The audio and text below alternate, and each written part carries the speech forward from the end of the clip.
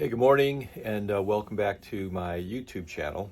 Um, so we're up to 918 subscribers, and we're trying to get to the elusive 1,000. So appreciate everybody's support and subscribing, and thanks. So I'm trying to do things that other YouTube So on my channel, I'm trying to do things just different from other YouTubers, and rather than showing the same trains that other people are showing, I just try to do things that are just a little different, things that I think are more of your interest, definitely my interest. And so today, what I was hoping to do is show some trains that have not been weathered and have been weathered, so you could see the difference between the two. It just reminds me of my younger days, a long time ago, when I would build models, and you take the model out of the box, whether it be a GTO that you're building, or if you're building a P-51 Mustang, you take it out of the box and the plastic is just one color. You build it, and it looked kind of monotone. And so the thing that you wanted to do when you built the model is, of course, paint it. And that's where I am with the trains. I definitely enjoy the trains that I collect and put on the shelf, as you could see right here, and leave them as is, take them out of the box, and enjoy them for what they are. But the trains that I put on my layout, I like to have weathered. So let's take a look at some of that. I have two Berks on the layout, one weathered, one not weathered. And so I thought we'd take a closer look at both of them. And then you could judge for yourself what you think of weathered engines. When I look on eBay, it seems like it's a little difficult for people who have a weathered engine to sell it. And again, it's definitely the eye of the beholder, right? But if you get a reputable person to do the weathering, I think that just aids and assists in getting a nice, clean weathering. And it's probably a little easier to sell if, sometime in the future you're looking to sell it, versus someone who weathers an engine themselves. Although it might be a great job, they may not have a reputation for that, and it's just a little more difficult to move. So let's take a look at the engines.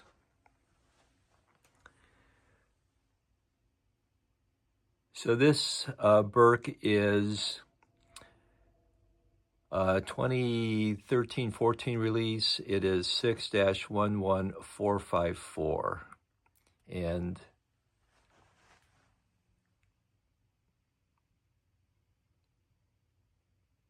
you can see the detail, nice and clean. It looks great sitting on the shelf.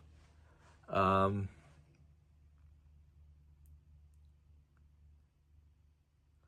the way that I'm going to run this particular engine on my layout is just like the 765 is today. It's going to be a restored version, and it'll be pulling passenger cars. And sometimes I might swap in the Père Marquette 1225 to lash up with it. Sometimes I'll hook it up with a GP9, which will help push the passenger cars. I've seen several YouTube videos of the 765 on a excursion run with passenger cars, and then you've got the GP9 at the tail end pushing it.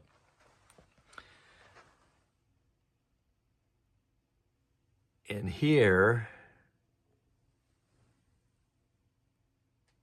we have the 765 that is weathered, and it happens to be the 2017 version, which was the 6-84687.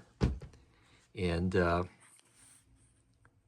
one of the reasons why I had it weathered is because of the steam or the boiler front over here was really kind of a light gray, looked kind of funky. And so I take my engines and I send them to Harry Heike to weather. He does a great job. You see the level of detail that he goes through.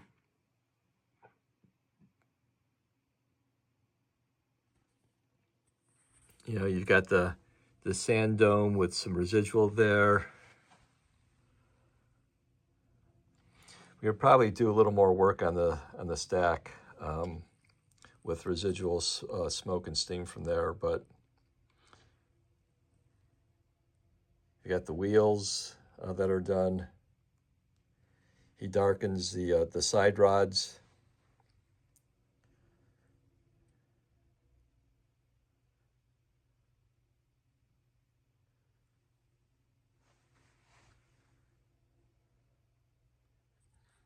And then on the tender, one of the things that Harry does is he adds additional coal to the tender load.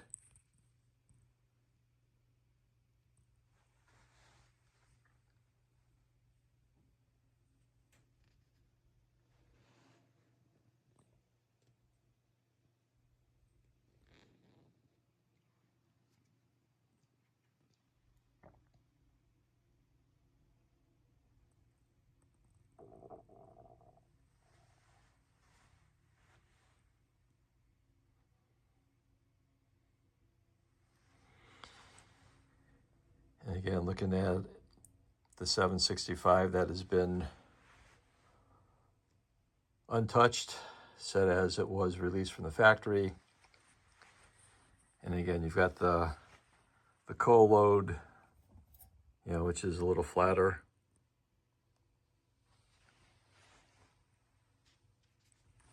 All right, I've got two other engines that I want to show you. It's the F19 that Lionel recently released in the 2023 catalog, and it took a long time for Lionel to deliver them. Let's take a look. All right, let's look at the F19. And since I've received this engine, I really am enamored with it. It's got immense amount of detail for being a small engine. You've got all of the, what I will call train bling on the boiler front. You've got all of the different air compressors that were used for braking. And I did a video of the F19 earlier, and the example that I used was with the 492. I bought two of these, the 491 Sportsman and then the 492. But a lot of detail.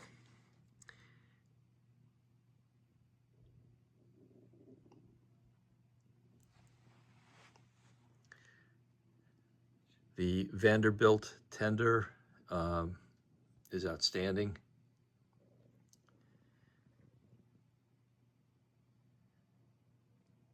And it's a beautiful engine as it stands alone. However, let's see what you think about a weathered version of the 491.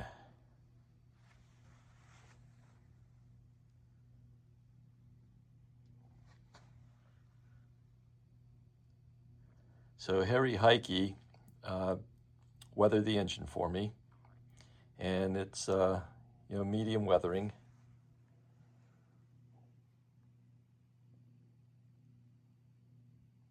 But the weathering, in my opinion, just brings out the details, and especially if I'm going to run this on my layout, it looks outstanding. But the best is yet to come.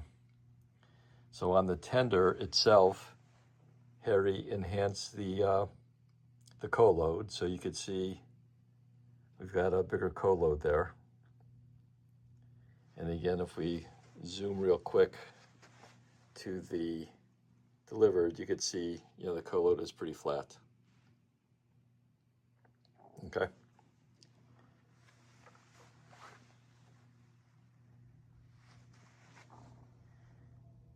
And this is the part that I love. wooden deck is stained to look like wood. You've got different colors there that really, blend in the colors to make it look a lot more realistic. And I mean, for me, this is one of the trademarks of Harry when he does the wood top.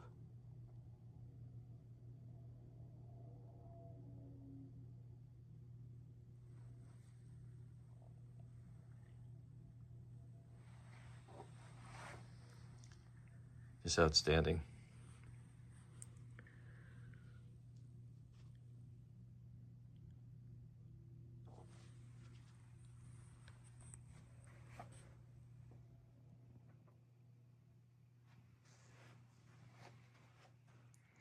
So you got the two engines to compare. Both are beautiful in their own ways. And the 491 on the right is going to look fantastic on my shelf. And the 491 is going to look fantastic weathered on my layout. Hopefully you enjoyed it. Any questions, please just pass me a note. And I've got my upper level of the track laid down. I replaced the track, made some changes. So my next video is going to be a tour of my layout. So I'm sure you'll find that enjoyable. I mean, it's not a massive layout, but it fits well in my little basement room and definitely occupies my time. Thanks for watching. Please subscribe.